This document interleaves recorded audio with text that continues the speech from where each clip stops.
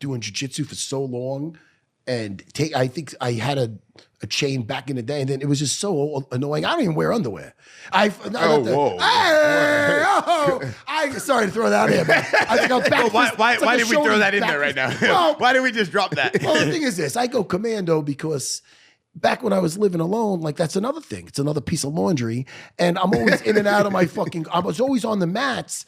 I'm like, dude, and I got out of the shower. It just felt so much easier. Just not to wear any underwear. One time, my kids was at their grandparents' house, my in-laws, and they go, "Why does No-No?" They call the grandfather No-No. Why does No-No have Mudan? That's underwear. Yeah. And they're like, the boys don't. I didn't know boys wear because they didn't know. I don't. Anyway, I don't know how we got into that. No. Yeah. So what about when you training? What? I got gi pants on. Oh my God! Hold on! That's disgusting, Mister. Listen, let me tell you something.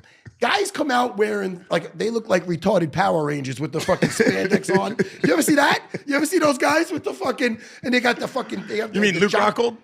Wow. Listen, it's a weird look. You know, some of these no-gi outfits. You know, they come out like, woo. I just can't have it flopping all around and stuff when I'm training. What do you have flopping around? I'm not talking. I'm not talking to you about my floppy disk. You ain't got no floppy disk. He the last person. Yeah, you're right. You got a thin little floppy disk. You're right. Little Piccolo Pete over here. Why you all interested in my floppy disk? But you're interested in my. No.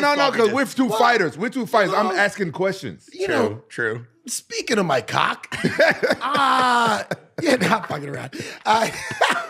No, I never had any problem with my dick coming out during training or popping up or anything. I'm not really in that mindset, you know. But do you pull a Mike Tyson and wear like just the jock strap and stuff like that? You know? No, I don't wear no cup during training. What about your fight? How long you been married?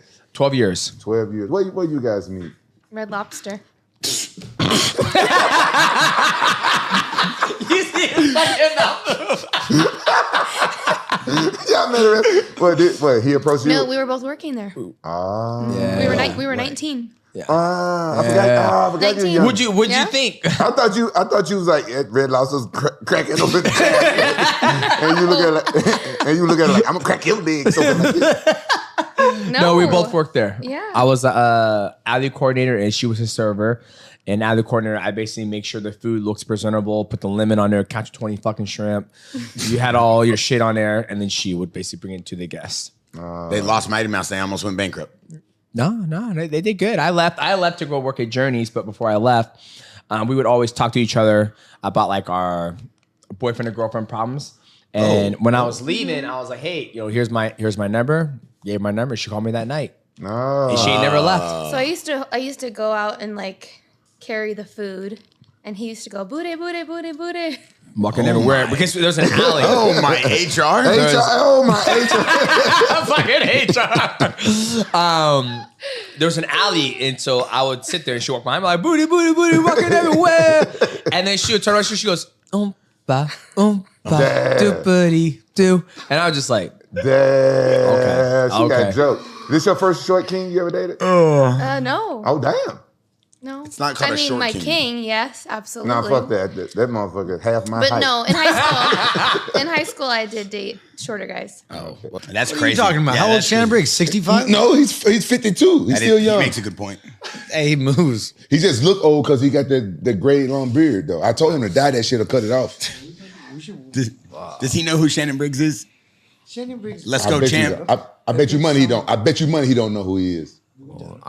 He doesn't know boxing too much. Hey, Vinny, put on a Shannon Briggs Let's Go Champ just so we can see who Rampage has to fight. Shannon Briggs, he's a big, giant boxer that talks a lot of bullshit. Oh, yes. Doesn't throw a lot of punches, but, And Rampage is going to go fight him in Qatar. I heard. I saw the aerial. Yeah. Oh, yeah. You watched the aerial? I heard him talk about it. So this show, this is their first time doing this event. They're doing it especially for Shannon Briggs and I. And so they see how much press he's getting. So soon they want to start doing more shows. So even if you don't get on this card, I'm going to continue to fight with them. But I would love to fight on the same card with you in boxing. So this is Rampage. This is who Rampage has to fight. Yes. Wow. Oh, ปรับแซ่บ No. Oh, Bob Sapp. No. No. No, I'm saying. Hey. Bob said, oh no! Oh, I'm sorry. I'm still ashamed. No, that's old. I'm sorry. Bro. Bob Yeah, he was cool. He used to hang out. He used to hang out with us. Like back then, I was a nobody. We hanging out and stuff. And one night we go out drinking. And then the next morning we get, because Japan the party don't stop. Yeah. we get back to the hotel. Now we hungry. Order breakfast. That was so crazy. A cool thing that I saw from him one time. No, this is so funny. We want to first tell that story? Yeah. Okay. So we're with a bunch of pro wrestlers also. We're going to who are pro wrestling, but also fighting in pride fighting championships. We go to the hotel. Okay. Listen, guys, I was crazy, okay? At the time, I was always freaking drunk. That's a long time ago, but I'm just going to say it. So don't judge, please, right? Matthew 7, 1 and 2. Don't judge. So I'm so loaded up and drunk, and we're eating. And while we're eating, I have to go to the restroom, but I just went to the restroom, and I didn't want to go again, so I figured to just do it under the table. So this is so bad.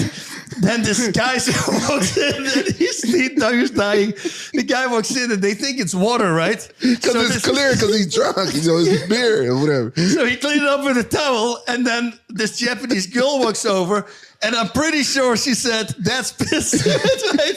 Because she's like, We died. For us, he goes like, "Watch her! Look at him!" He was freaking out. So, but then this thing happens, right? So, I see I'm too far now. I need to go to sleep. He says also, because everybody wants to party, he also goes to sleep. So we're the only two from the group who are gone. Next day, first of all, I hear a lot of sound on the hallway, and I go, "What's going on?" Alarms, and the whole hallway was white with the fire extinguisher. There were holes in the wall. I mean, the freaking thing was trashed, right? The whole thing. Telephone goes. The blame, the black guy and the white guy from Holland, they thought it was us. I go, I swear to God. I quit it. I say, he was asleep. I know 100% he was asleep because I was asleep. And they had no way. They never believed it. And they came over, and these pro wrestlers and all these other people, they really did a thing to the hotel. And I remember... It was my corner man that did the shit too. Oh, yeah. And then we started, they said we have to say who it was. And we go like, listen, we're all together, right? Even though we were not there.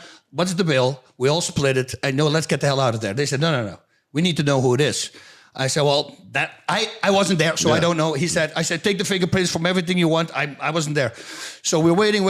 And suddenly the guy who did it and the guy with you, they came forward and they said, okay, it was us. You know what they had to do? They had to write, "I'm sorry, I broke the hotel 150 or 700 times or something."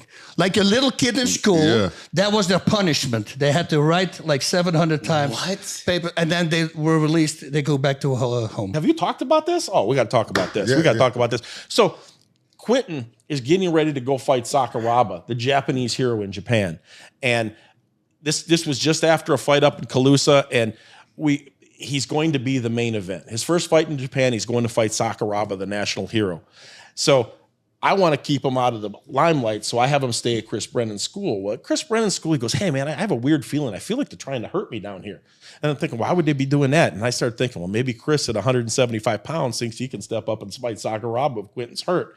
So I said, hey, stay out of that. Keep going to Gold's Gym or whatever you were going up the street. Keep your weightlifting, be ready for your fight. So they got over to get ready to get on the plane, and Chris Brennan had like 12 guys from his team coming with him. Chris Brennan's never had 12 guys fly anywhere with him to any fight, even when he fought. Why would he have 12 guys flying when Quentin was fighting? So as he's walking onto the plane, guys jump out with guns and say, "On the ground." And they've got Quentin, Boss Rutten, and Mark Kerr. Somebody called anonymously and said that a convicted felon was fleeing the country, and they had him on the floor. True story. So they arrested him. Now, I've got my name on it as well. King of the Cage sending their guy over to Japan. So what am I going to do? What am I going to do? So I jumped in and I said, okay, I called one of my sponsors, Z's Bail Bonds. The early days when we had small Yeah, I remember sponsors, them. you know. He bailed me out. Yeah. I put my house up to bail him out, to send him to Japan. And before he left, he grabbed one of the ladies that was the police lady, because they loved him at the police department. They knew he wasn't bad. Picked him up over the head, took a picture. They put it on the front paper of the Japanese newspaper. Serial killer coming to fight our national hero. He immediately became a superstar. They fucked him good, and they never talked about that, but they fucked him good over in Japan. With the weight and This all was that big stuff. time with the weight, Yeah. because he has never fought at less than 205 pounds. The contract was for 205 pounds. They lied. They said he had to make 185 pounds. He's nowhere near 185 pounds. So they weren't going to let him win the fight. But he got down as low as he could. He sat in the sauna. He did what he had to do. They carried him to the weigh-ins, got him weighed in, and he threw Rob around like a rag doll for about 7 or 8 minutes before the car, what do they call that? The cut. No, Yeah. cut. I just had Dehydration. Before the dehydration kicked in and just took it out of him. Yeah. But he would have destroyed Sakuraba at that time. But the important, and he came back, he was a little dejected. He also wouldn't allow him to choke him unconscious, because they had in the contract that they would pay him more if he took the choke all the way to sleep if he lost. And if he didn't tap out and he lost, he was to get more money. So it was really a nasty kind of deal that Wait.